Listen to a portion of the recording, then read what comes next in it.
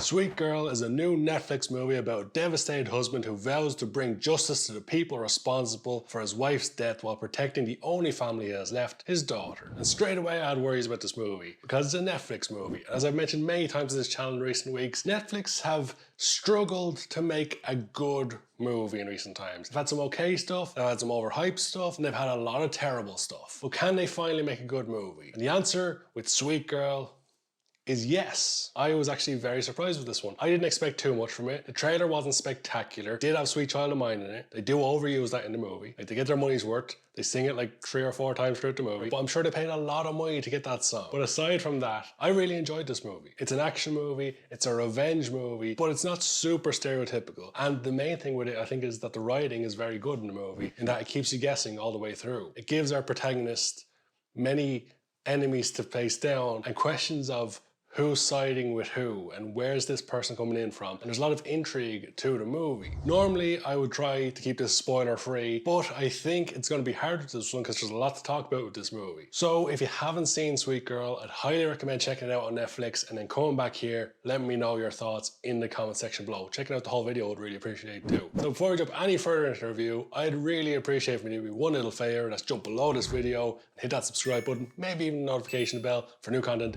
every single week. So this movie stars Jason Mamoa and Isabela Merced. And Isabela Merced is actually an actress who I saw in a movie called Instant Family recently. Everybody's avoiding them. I'm gonna go and say hi. But they're teenagers, okay? They use drugs and they watch people playing video games on YouTube. We're not equipped for any of that. Hi! Just FYI, we can all hear you. It's okay. Go mingle with the kitties and don't give it another thought. Bye-bye.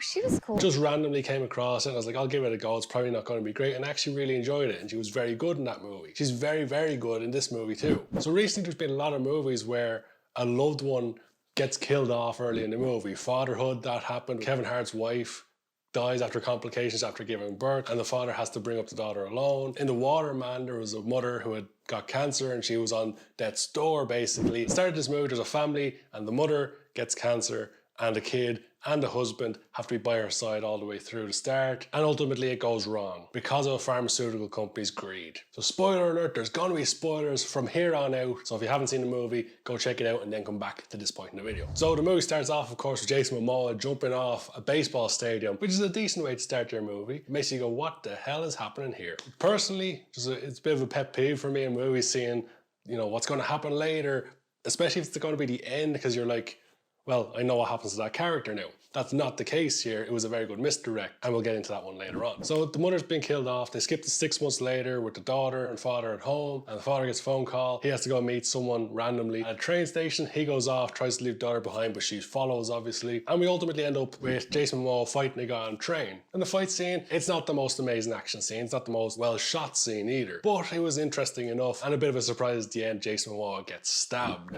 As I said, there's going to be spoilers from here on out. This little scene on the train tracks obviously becomes pivotal later on in the movie. They skip forward 2 years and show Isabela Merced's character, and she's just really angry in a gym, and they do a good job of making you think Jason Momoa has been killed off, and then he appears again. And let's just talk about it. Let's just get to the ending. So many movies try to do this exact twist. So many movies in the past have tried it. Midnight Sky, they tried a similar type of misdirect. Woman in the Window also tried it. So many movies try this someone's not real type of twist. But the way they did it and fed you along the line of seeing Jason Momoa, first of all, Jason Momoa is a very believable badass, and I think the size difference between his daughter and him made you more believe that he was the one doing all this badass stuff and, you know, throwing people around and killing them. In the end, the big twist, really, if you haven't watched the movie, there's definite spoiler here, but the big twist where the daughter is actually the one doing all the stuff and just seeing it through her father's eyes, I guess. That misdirect was really well done. Perhaps the best they could have done it in that movie. It's definitely the best way I've seen it done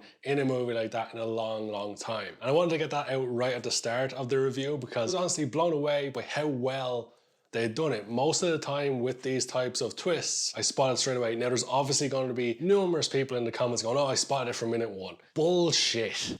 Now sure, there's small indications throughout the movie. It's very much the case of the filmmakers at the beginning of the movie trying to make you think that and then trying to lead you down a certain path and they go a different direction altogether. Now, I'm not saying this is a flawless movie. I'm not saying this is a Citizen Kane level movie. This is not a movie that in 10 years time you're going to watch over and over and over again. I think this is a once-off, very enjoyable movie, very well made by some very good filmmakers, which is very strange to say because lately I've been watching nothing but shit. So maybe my opinion is a little bit tainted because, you know, Gunpowder Milkshake was a letdown, Jolt was a letdown. Now I should state right here that I'm recording this video right at the beginning of August because I got the press preview from Netflix, so I'm not allowed to release it until the film comes out, which is about 2 weeks away. By the time this review comes out, hopefully I've watched some other good movies and have some other positive reviews on the channel, but I seem to have a lot of negative ones lately. Back to Sweet Girl, the way it kind of came out of nowhere, where we've got Jason Mamoa on the top of the stadium, and the policewoman is talking to him, and suddenly she says, I know you. And we haven't seen any interaction between Jason Mamoa and the police person, and then the police person starts talking as she's talking to the girl, and then they suddenly switch it to the girl. What I thought was happening there initially was that Jason Momoa was actually the one who lived and his daughter had been killed off. The girl would have been the imaginary friend. That would have been a bad way of doing it. It seems like a small difference, but that's very much the way they did it in like some Midnight Sky, and it just was stupid. They showed at the start she has the aggression, she has the fighting ability, that she's a bit of a badass herself with a father who's a badass too. She has the ability, even though she's much smaller than Jason Momoa, to do all this stuff. And I just felt that the twist was one of the best ones I've seen in a long, long time. And it definitely elevated this movie in my opinion, because at the beginning of the movie, I'll be honest, I was going, okay, this is enjoyable, nothing spectacular, but it's going along at an interesting pace. It was keeping my intrigue. The pacing of the movie was particularly good, and I never once found myself reaching for my phone with this movie. I was intrigued all the way through. Every time I thought I had it figured out, it'd go a different direction. And at one point I was thinking, when he killed out the first pharmaceutical guy, the guy from The Hangover, I was thinking, okay, well what now? But they give him another task, there's another guy, another pharmaceutical guy to go after, and he goes after him. And that's quite interesting how he's getting to him. We go, okay, here he goes, he's gonna take out this guy's got a lot of goons, he's gonna be difficult to kill. That guy gets killed off by a different goon we've seen earlier in the movie, and with that goon, you go, who's this guy working for? Now, okay, it became very apparent to me very quickly that the other assassin guy had only one person he could work for, and that was the senator, because they didn't really apply any other potential candidates to it. We'd seen the two pharmaceutical guys, we'd seen the senator, but the senator was obviously opposing the two pharmaceutical guys, at least in front of the news. They didn't really leave many other options, but by the time you figured out it was the senator, it was already exposed in the movie that it had to be that person. So I think they did a good job of leaving it to the last moment, keeping you guessing who's working for who, who's after who. Now at the same time, once the big twist came along, and it wasn't right at the end, so like it didn't leave you right at the end of the twist and she jumps off the building at the end of the movie. They kept going a little bit, they had a little bit more to tie up. They tied up all the loose ends. The last 5-10 minutes, maybe 15 minutes, could have been a little bit quicker, but overall I think it wrapped it up pretty well. Now the one thing I thought was going to happen, we got the fight between the assassin guy, the bad guy, and Isabela Merced. They're fighting in a fountain and he's drowning her underneath the water. The one small thing I think that could have made this movie even better, and maybe it's just because I'm a bit of a weirdo, is if the bad guy wins. Because in reality, something like this, you know, the big corporations and the senators and the evil government, they always win. So if Isabela Merced, despite her valiant effort to get justice for her family, if her journey ultimately comes up short at the fountain and we're left with this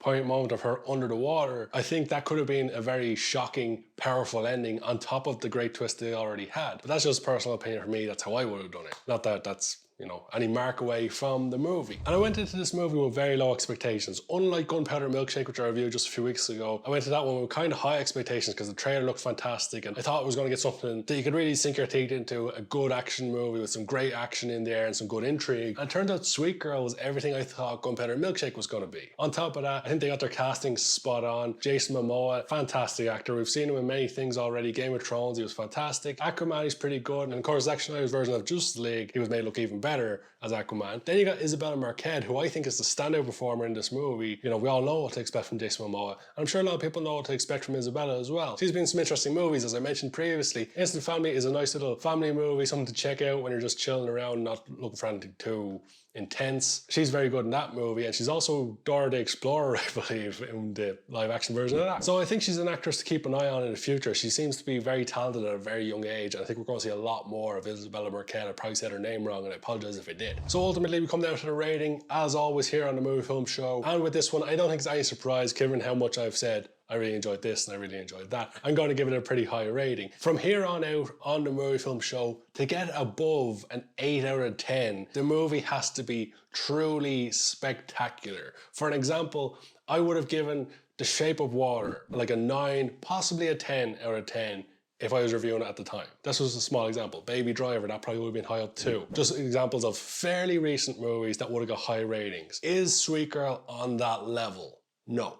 But it is a very enjoyable, as I said earlier, a very enjoyable one-off, sit down, enjoy it, intrigue movie. In a similar vein to something like a Memento. I don't think Memento is a movie I'll ever watch again in my lifetime, but when you watch it that one time, it kind of blows you away with the good reveals. When you get that big twist at the end, it's very, very good. And I think this movie is kind of on a similar vein to that. Maybe not quite a Memento level, but it's definitely one of the best movies I've watched in 2021. I can say that firmly. So with that being said, with it being one of the best movies I've seen in 2021, big statement, I have to give it higher than a 7, but I can't give it higher than an 8. So with that being said, Sweet Girl gets a 7.5 out of 10. I'd highly recommend checking it out on Netflix as soon as you can. And of course, this is where I throw it over to you. I want to know your opinions on Sweet Girl. Did you love it as much as I did? Did you not enjoy it? Did you, of course, see the twist coming? I'm sure there's going to be plenty of people saying, oh, the twist was so obvious. Of course it was, buddy. But with that being said, and another movie review out of the way,